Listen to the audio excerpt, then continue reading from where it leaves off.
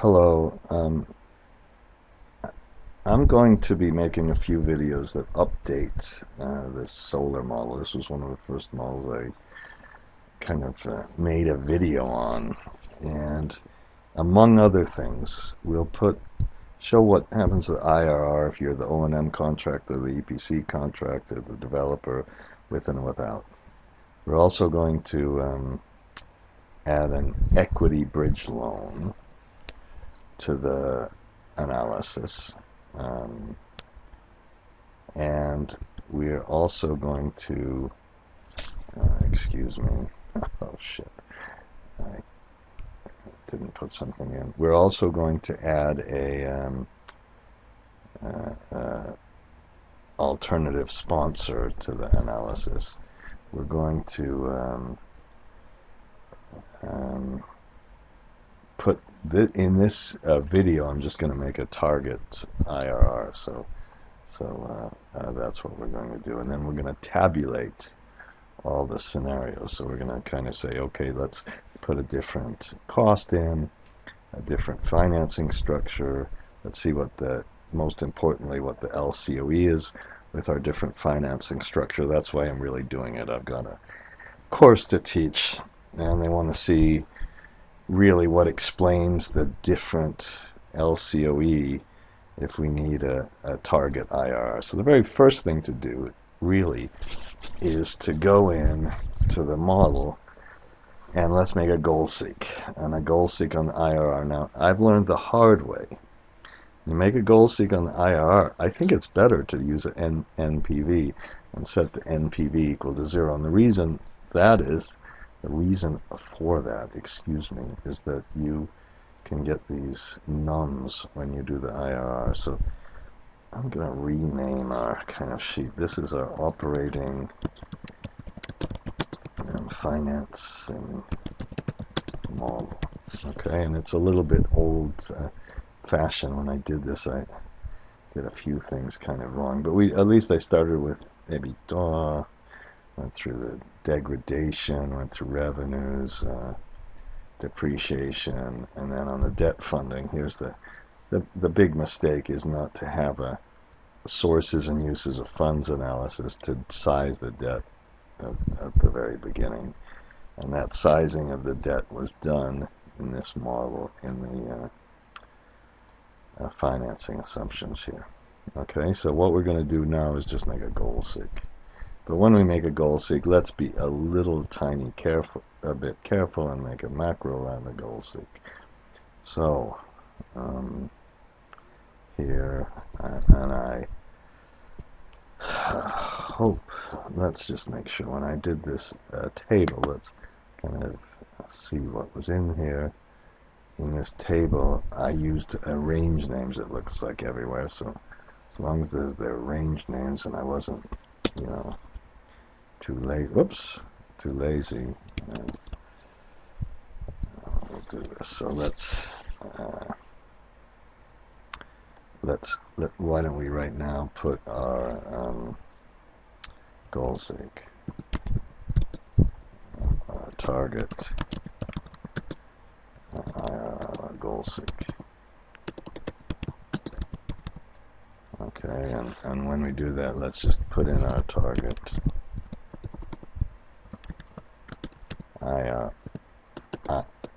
IRR, and we're going to use as discount rate. Okay, and we'll just get that from the summary page. Now this is a big thing. This is an enormous thing. If you didn't use the function for fixing the circular reference, if you would have used a copy and paste macro, we can't do this copy results thing. It's not quite true. We'd have to go through a bunch of macros before we do that. But we certainly couldn't do all of these goal seeks. Or if you did, they would be enormously painful. You'd have to put them as part of your big circular reference routine. Now we can just do it. Okay, or you know, I worked with Haida a little, and you can make a macro, I suppose, to do it and leave a circular reference in, blah blah blah. Okay, so that's our and now let's put in our equity cash flows, which we'll use for a couple of things. Now the equity cash flows are, if we go upstairs just a little bit, we had all of the outputs here. And in the outputs, we first looked at the DSCRs and LLCRs and all that. And then we have the equity cash flows, and then shift control R.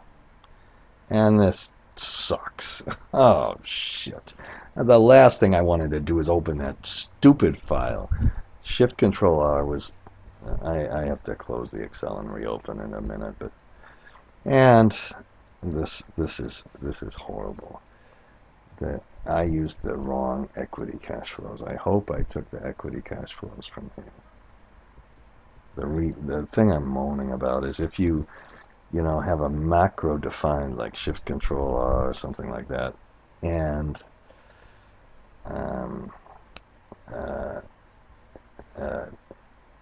you have that in another file, it opens the other file. Enough of that. So these were the outputs for the development cost, and then it looks like we were putting money into this on a pro rata basis. Now, which is fine, I suppose. When we make the equity bridge loan, we're going to only do that on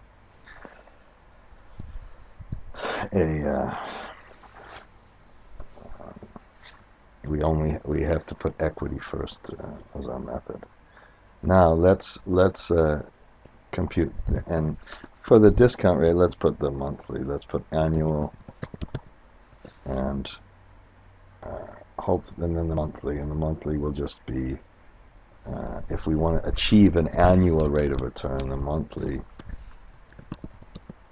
So I'm sorry, we can't do that, can we? We have we're going to have to use the horrible XIR, or in this case, let's use the NPV of the cash flows. Okay, and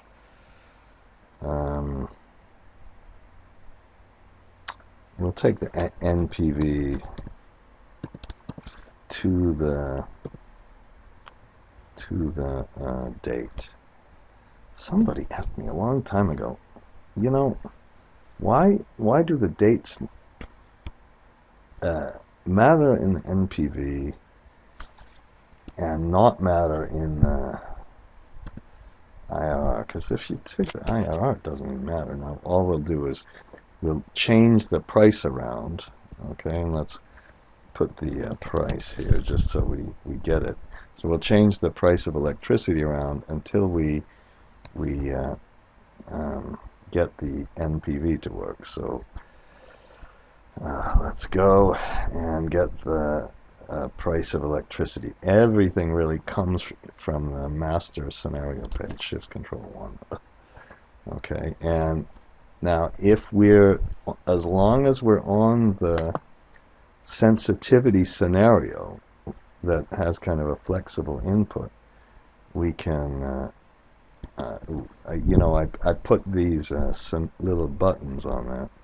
So if we increase this a little bit, oops, that was too much. Okay, and then we go, it's not going to be exactly 8%, but I hope it's going to be just about 10%. That's really good. Oh, that's because I must have used the real cash flows. Okay, well, I really excuse me for that, so let's just pause for just. Okay, I fixed the cash flows, so we can push our price down a little bit, and we're of course not going to be exact. And let's look at the so there's our IRR. So basically it's working. We're going to attach it to this macro. We could even make a little spinner box, I suppose, around the target IRR. Perhaps I'll do that if you really care. and we'll attach a goal seek macro to this. But let's make absolutely sure we get a couple of things right, and perhaps I'll do this. The only way this is going to work, the way I'd like to do it first, is number one, I made a name. Can't remember if I did this part of this video. I called it goal tariff. Okay. And then the scenario number better be set to 24.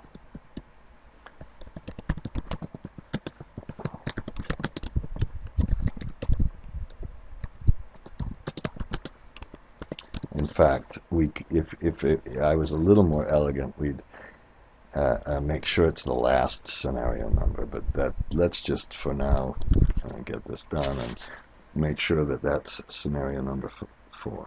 Okay. And if it's not, we'll kind of get out of the macro. So we're going to set the price, set the NPV here of cash flows.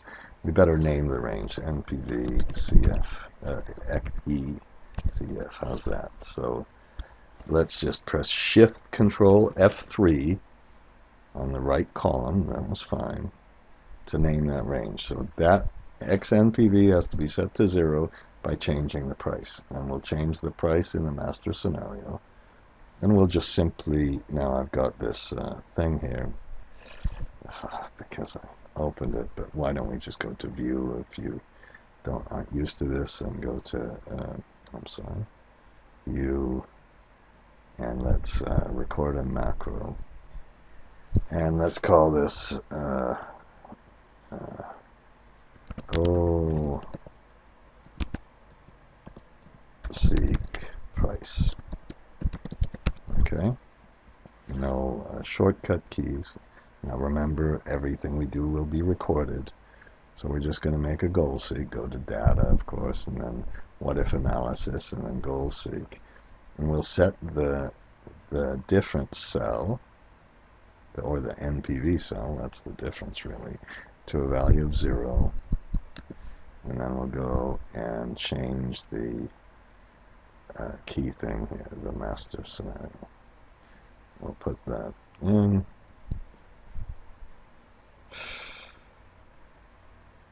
And I got it wrong.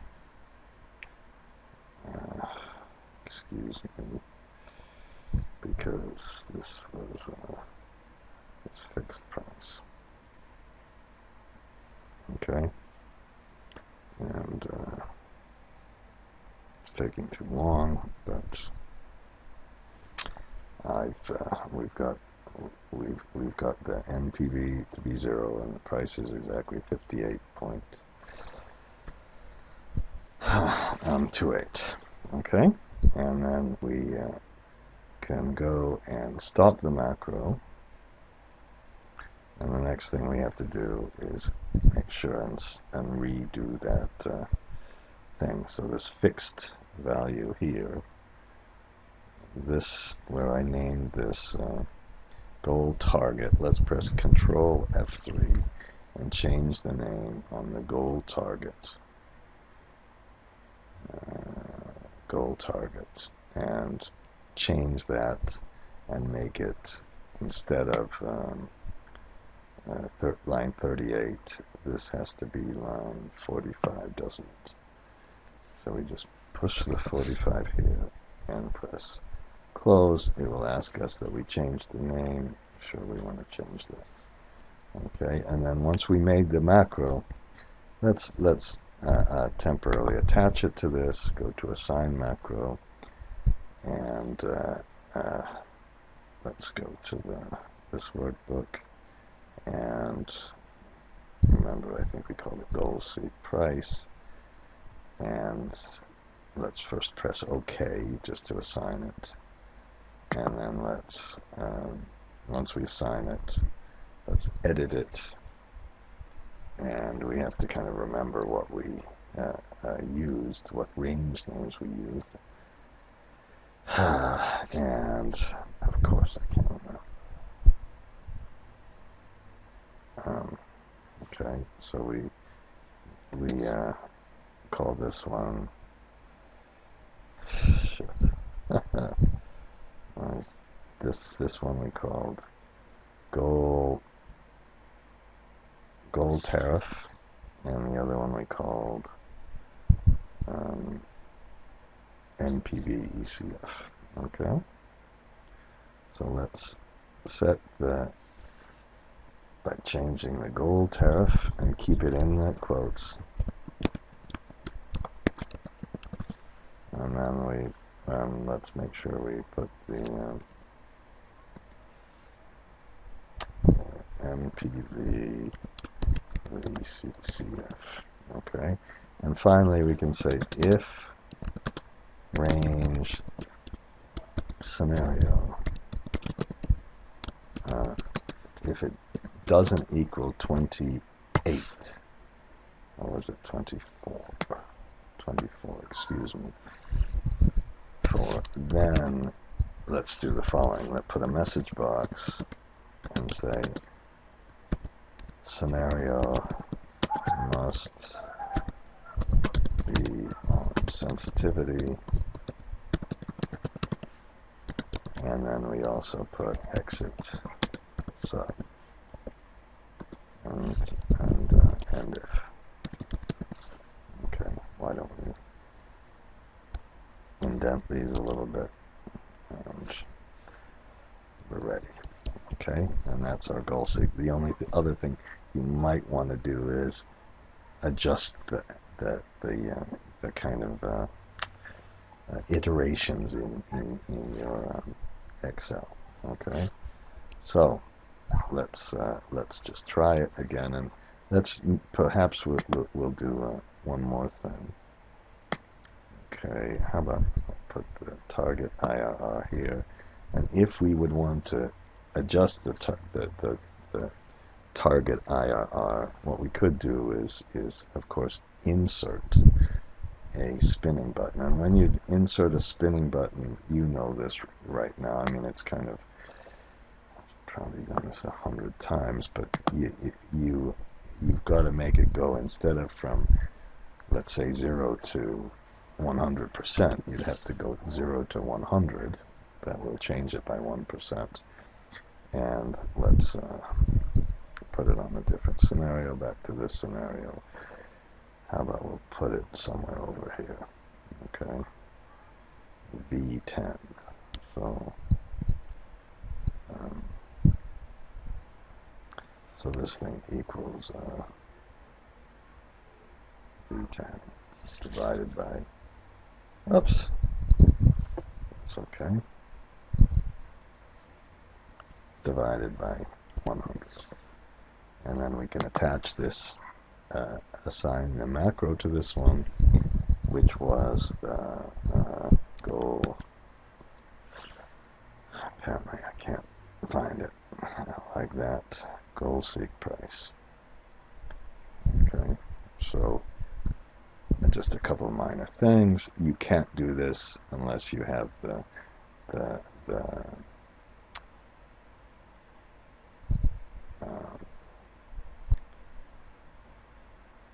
circular references and functions. I hope that you see that that's an enormous argument, just that simple little thing to do that. Okay, and I think that's enough. And why don't I do this? Let's put a data and a validation, and instead of any value, let's put a whole number and put -999. If anybody's got a better way to do this, tell me. I mean, you could protect the sheet, non-protect the sheet, all that crap. And now I've got one color. God damn it. Stupid phones.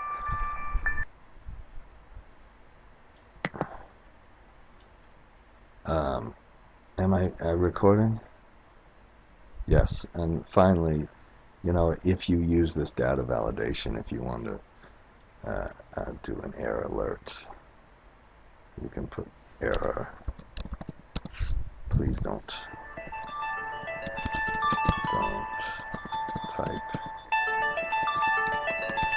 here, you fool. Okay, and that's enough.